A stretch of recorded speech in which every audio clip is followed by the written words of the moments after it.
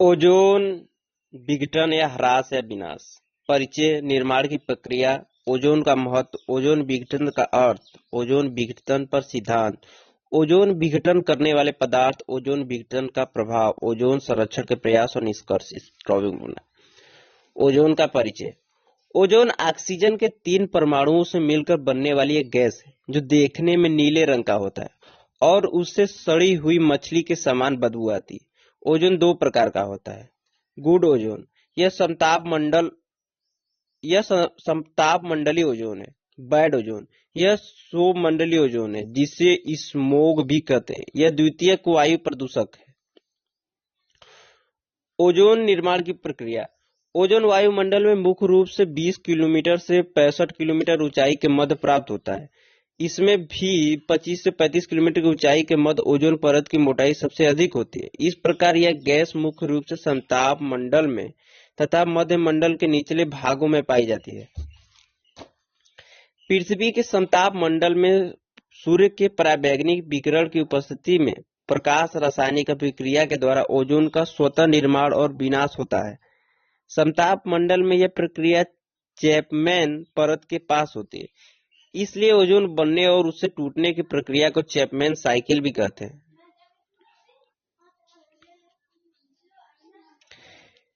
जैसे 45 degree north से 45 degree south के मध्य उसके ऊपरी भाग में ओजोन का निर्माण होता है और संवहनी या हवाओं के द्वारा ये उत्तरी गोलार्ध और दक्षिणी गोलार्ध में संचरित करती है।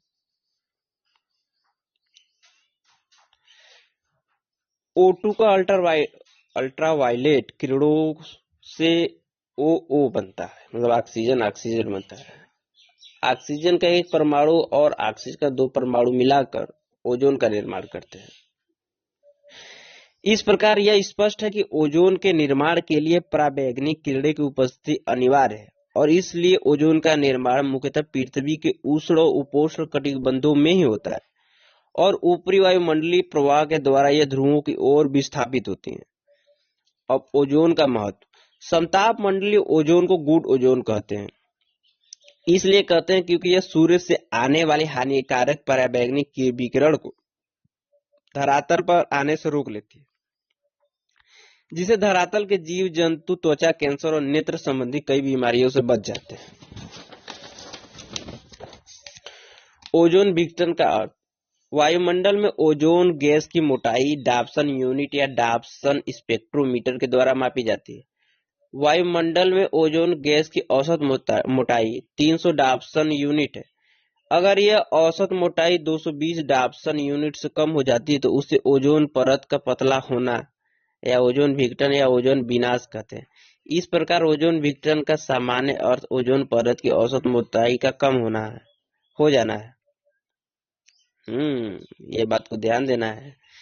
ओजोन विनाश का मतलब होता है कि ओजोन परत की औसत मोटाई का कम हो जाना है। ओजोन विघटन पर सिद्धांत। क्लोरीन परिकल्पना। क्लोरोफ्लोरोकार्बन जो ओजोन विघटन करने वाला प्रमुख गैस है, वायुमंडल में स्वतंत्र रूप से नहीं पाया जाता। यह मानवीय क्रियाकलापों से वायुमंडल में आता है और एक बार आ जाने के बाद लगभग 150 वर्षों तक इसका जीवन होता है। यह संयुक्त अवस्था में होते हैं, लेकिन वायुमंडल में आने के बाद सूर्य के पराबैंगनी विकिरण के प्रभाव से क्लोरीन, फ्लोरीन और कार्बन के अणुओं में मुक्त हो जाते हैं और ओजोन के साथ श्रृंखला अभिक्रिया कर उसे तोड़ते हैं। जैसे जब क्लोरीन ओजोन से मिलता है तो क्लोरो ऑक्साइड प्लस ऑक्सीजन बनता है और क्लोरो ऑक्साइड प्लस ऑक्सीजन मिलकर क्लोरीन और ऑक्सीजन बनाते हैं। सल्फेट परिकल्पना। वायुमंडल में निलंबित ठोस एवं द्रव कणित प्रदूषण को सल्फेट कहते हैं। यह प्राकृतिक स्रोत जैसे ज्वालामुखी, सूक्ष्म मृदा के कण, पराग कण, समुद्री नमक के कण, जबकि मानव जनित स्रोतों में पत्थर तोड़ने वाले उद्योग, ईंट के भट्ठे, ताप विद्युत संयंत्र, लकड़ी चीरने के उद्योग, विनिर्माण क्षेत्र इत्यादि से वायुमंडल में आते हैं। ये सल्फेट के कण संपूर्ण वायुमंडल में 15 से 22 किलोमीटर की ऊंचाई के मध्य पाए जाते हैं, परंतु उत्तरी गोलार्ध में 40 से 60 अक्षांशों के बीच सल्फेट परंतु उत्तरी गोलार्ध में 40 से 60 अक्षांशों के बीच सल्फेट के कण अधिक पाए जाते हैं। यह कण वायुमंडलीय प्रवाह के द्वारा आर्कटिक क्षेत्र की ओर विस्थापित कर दिए जाते हैं, जहां पर यह उत्प्रेरक की भूमिका निभाते हैं, अर्थात ओजोन विघटन की दर को तेज कर देते हैं। तीसरा है ध्रुवीय समताप मंडलीय बादल परिकल्पना। जब अंटार्कटिका महाद्वीप के ऊपर शीत ऋतु का समय होता है तो वहां पर कभी कभी वहां ध्रुवीय वार्तावर्त पोलर वॉर्टेक्स का निर्माण होता है, जिसके कारण अंटार्कटिका महाद्वीप के क्षोभमंडल का तापमान -80 से -85 डिग्री सेंटीग्रेड तक पहुंच जाता है। और दूसरा है कि इस वॉर्टेक्स के संपर्क में जब समताप मंडल की वायु आती है और उसमें थोड़ी भी नमी होती है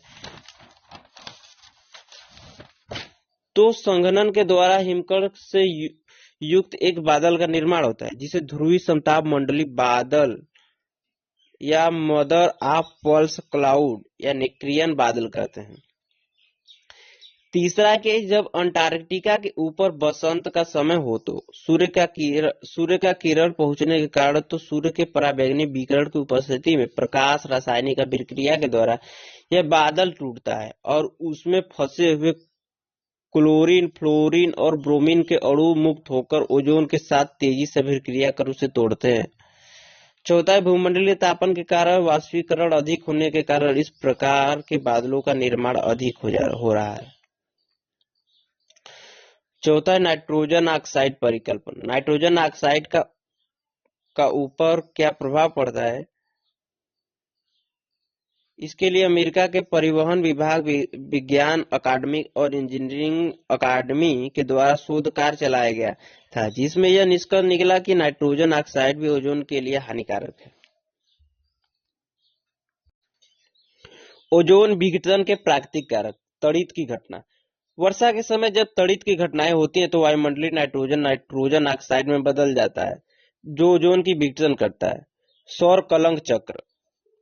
इसके प्रथम अवस्था में सूर्य के सतह से पराबैंगनी उत्सर्जन बढ़ता है, जो धरातल पर आने के बाद ओजोन को ऑक्सीजन और मोनोटोमिक ऑक्सीजन में विघटन कर देती है। इस प्रक्रिया को तेज करती है, मतलब ऑक्सीजन में विघटन की प्रक्रिया को तेज कर देती है। ओजोन विघटन करने वाले पदार्थ हैं उसके स्रोत।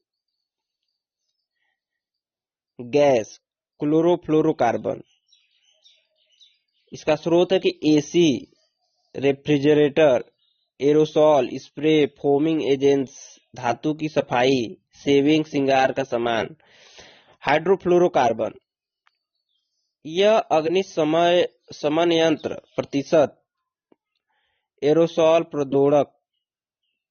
तीसरा हाइड्रोक्लोरोफ्लोरोकार्बन, विलायक, प्लास्टिक फोम। हाइड्रोब्रोमोफ्लोरोकार्बन, अग्नि शमन। कार्बन टेट्राक्लोराइड, अग्निशमन और विलायक इसका स्रोत है। मिथाइल क्लोरोफॉर्म, स्याही निर्माण, गोंद निर्माण। मिथाइल ब्रोमाइड, कीटनाशक के उत्पादन। नाइट्रोजन ऑक्साइड, जेट यान के ईंधन के दहन से, नाइट्रोजनी उर्वरकों के प्रयोग से। ओजोन विघटन का प्रभाव। महासागरीय जीवन के ऊपर पड़ने वाला प्रभाव, समुद्री जल स्तर पर पड़ने वाला प्रभाव, ध्रुवीय हिम पर पड़ने वाला प्रभाव, भूमंडलीय तापन पर पड़ने वाला प्रभाव, स्थलीय वनस्पति पर पड़ने वाला प्रभाव, मृदा तंत्र के ऊपर प्रभाव, खाद्य सुरक्षा पर प्रभाव, जल चक्र पर प्रभाव, मानव अवस्था पर पड़ने वाला प्रभाव। इतने सारे विघटन के प्रभाव हैं ओजोन के।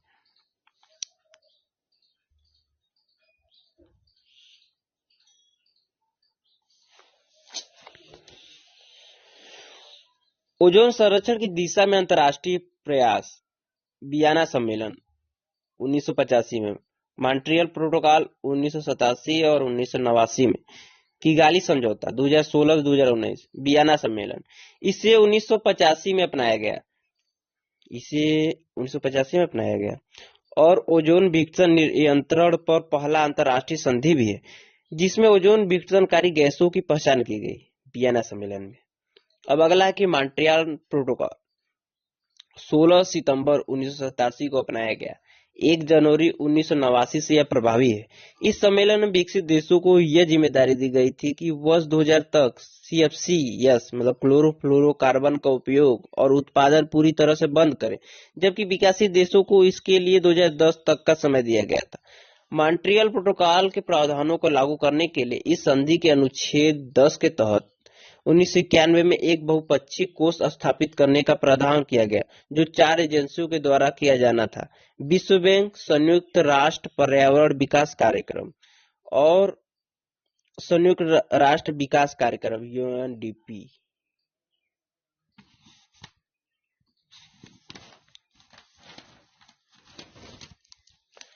किगाली समझौता अक्टूबर 2016 में अफ्रीकी देश रवांडा के किगाली में हस्ताक्षर किया गया और 197 देशों के द्वारा इसे स्वीकृत किया गया। किगाली समझौता को मॉन्ट्रियल प्रोटोकॉल देशों के पक्षकार का ही सम्मेलन है। 2019 से लागू है और इसमें हाइड्रोफ्लोरो के उत्सर्जन को 2047 तक शून्य स्तर तक लाने का लक्ष्य तय किया गया है।